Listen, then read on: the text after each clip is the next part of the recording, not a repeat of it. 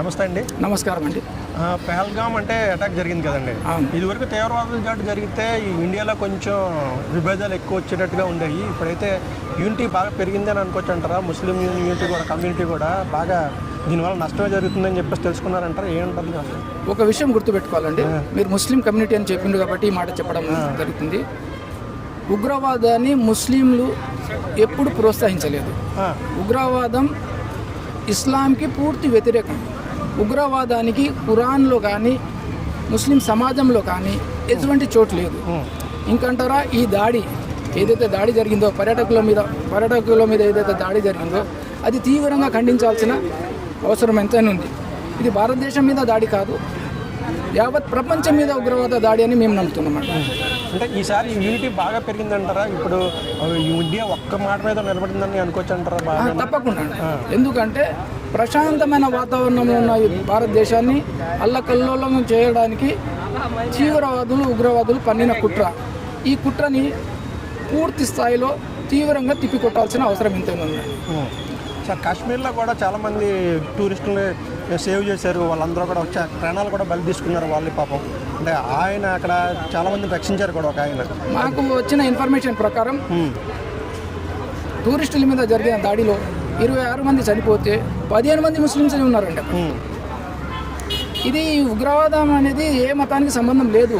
Muslims కానివ్వండి, Christians కానివ్వండి, Hindus కానివ్వండి, ఏ మతానికి సంబంధం లేదు. వాళ్ళకి మతంతో సంబంధం కాదు. అల్లకల్లోలం ఎట్లా సృష్టించాలి అనేది వాళ్ళ యొక్క టార్గెట్ ఉంటుంది.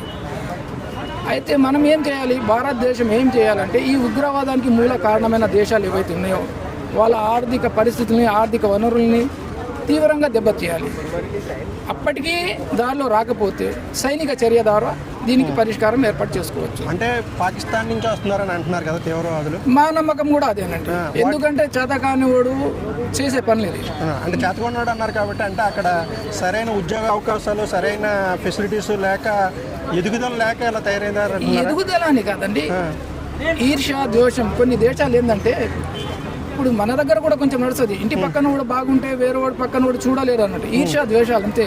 ఆ ఈర్ష్య ద్వేషాల వల్ల ఏ విధంగా ఆర్థిక పరంగా భారతదేశాన్ని నష్టపరచాలి, ప్రపంచంలో భారతదేశాన్ని ఏ విధంగా కిందికి దింపాలి అనే ఆలోచనతో చేసే పనులు ఇవి. ఇది పిరికిబంద చర్యలు ఇవి.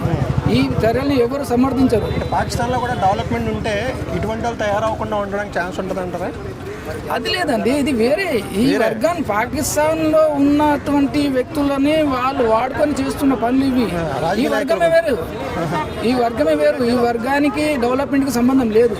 వీళ్ళు అలజడి సృష్టించాలి. వీళ్ళ టార్గెట్ అదే. అమాయకుల్ని బలి తీసుకోవాలి. ఇస్లాం కూడా ఎప్పుడు చెప్పలేదండి అమాయకుల్ని బలి తీసుకోమని. అమాయకులను బలి తీసుకున్నాడు వాడు ఇస్లామీ కాదు, వాడు ముస్లిమే కాదు. ముస్లిం వర్గం నుంచి వాడు వెలివేయబడ్డ వ్యక్తి. దానికి దీనికి సంబంధం లేదు. అదే కేవలం మరి ఎందుకు ఇలాగా తయారవుతున్నారంటారంటే తీవ్రవాదం. అదే చెప్తున్నాం కదండి, వాళ్ళ తీవ్రవాదాల టార్గెట్ ఏంటంటే ఎక్కడ అలజడి సృష్టించాలి, నష్టపరచాలి, ఆర్థిక పరంగా నష్టపరచాలి. అదే వాళ్ళ టార్గెట్ అంతే. ఇది రాజకీయంగా జరుగుతుందంటారా, లేకపోతే అదే